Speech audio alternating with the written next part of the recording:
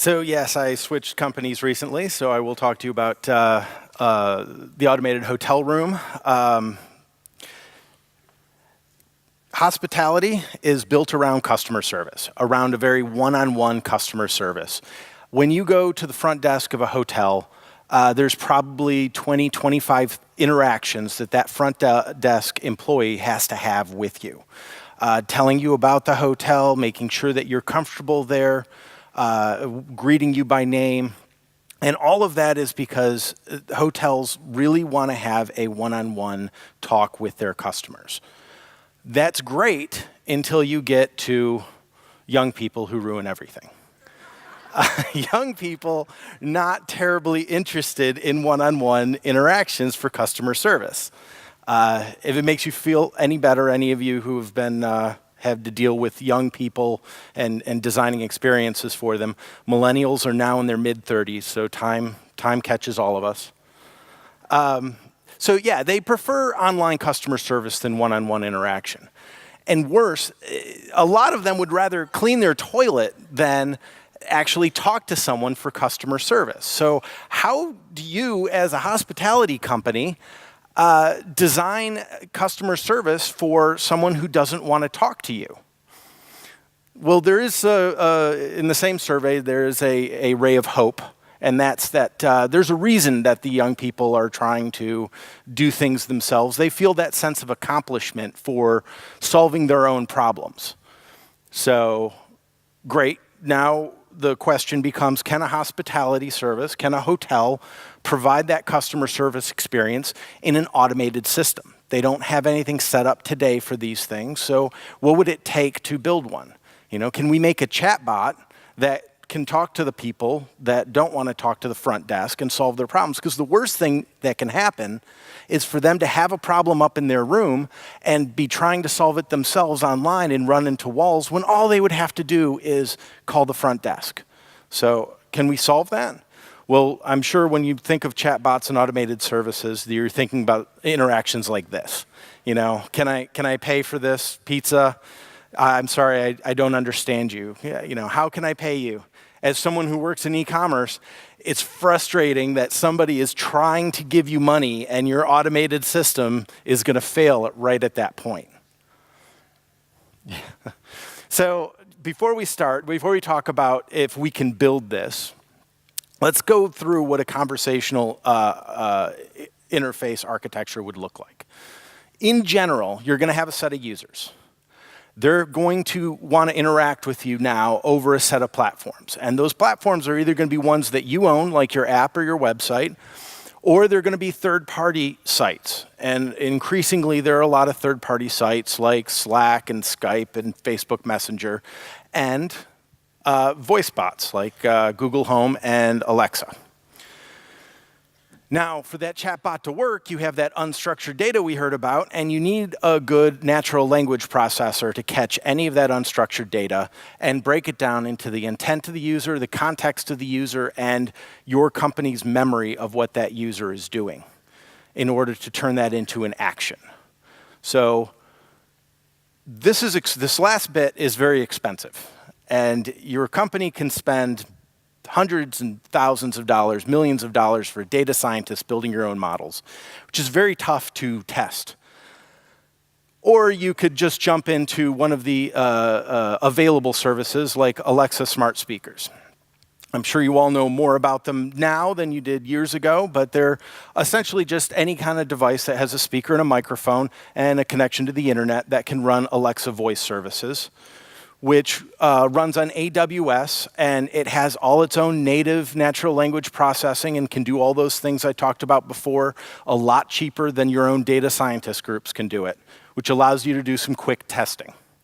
And it has a lot of native features like setting alarms, general knowledge, and even connecting to home automation systems that are very handy for any of the setups you might be trying to test out. So we built a couple POCs where we would put these in rooms and we would give them sets of features and we'd see how people enjoyed them. The very latest one that we did had a couple things. We had 4 main parts. We used Alexa's base functionality, so you could set your alarms and do weather. We didn't need to spend money to test that out. We could have Amazon's. We had a hotel-specific skill where we talked to our front desk agents and we found out what are the main things that people ask you for. You know, where's the vending machine located? What are the hours of the gym? And instead of having them answer the question 100 times a day, we put it into the skill.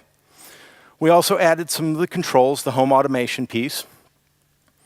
And we tunneled into the back-end systems for housekeeping so you could order things like toothbrushes and extra towels and things like that. We also gave the hotel a way to alter that content on the fly. Very handy, very important for the hotel to have that ability. They lost that one-on-one communication with the guests, so now having a portal where they get to change out the answers themselves gave them a little of that control back. So here's a video. We'll see if it works of the system in action. It did not, so we'll skip on. And that's fine. I'm running out of time anyway. Here are the main issues with a system like this. Anyone that's working in conversational interfaces will tell you that discoverability is probably the hardest thing. When you're working with your screens, you have lots of affordances, icons, drop-downs, instructions that help the user get through it. Conversational interfaces are just a blank box that you talk to. So it's like this. What state is this? That's hard to answer. But if I gave you options, like you would if you had icons and things on the screen, suddenly that question becomes a lot easier. But we have to work in the free recall world instead of the multiple choice world.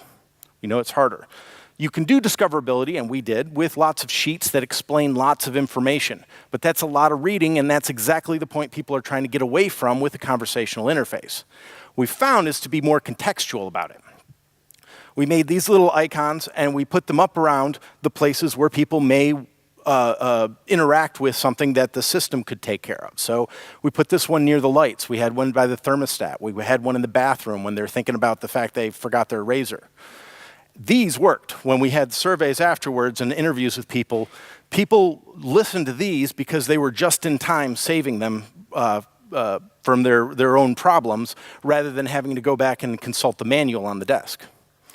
Another problem you have with conversational interfaces playing in somebody else's world is you have wake words.